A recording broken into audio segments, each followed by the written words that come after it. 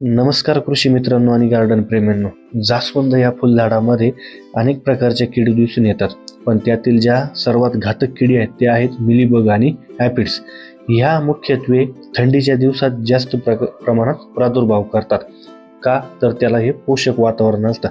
उन्हाळ्यात उन्हामुळे ही कीड तग धरू शकत नाही आणि पावसाळ्यात पावसामुळे हिचे अंडे असतील, पिल्ले असतील किंवा प्रौढावस्था असतील, या सर्व धुवून जातात.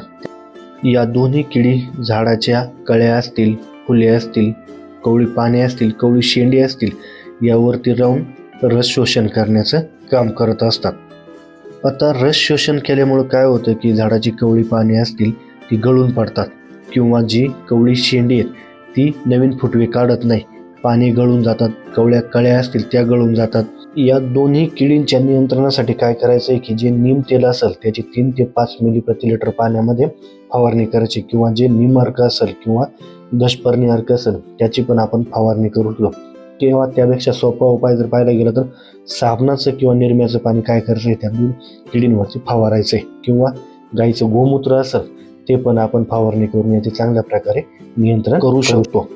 किडीचा जर प्रादुर्भाव जास्त प्रमाणात असेल तर आपल्याला काय करायचं आहे की इमिडाक्लोप्रिड 1 मिली प्रति लिटर पाण्यात घेऊन फवारणी करायची आहे, किंवा डायमिथोएट 2 मिली प्रति लिटर पाण्यामध्ये घेऊन काय करायचं आहे दर 7 ते 10 दिवसाच्या अंतराने फवारणी करायची. व्हिडिओ आवडल्यास चॅनलला सबस्क्राईब करायला विसरू नका.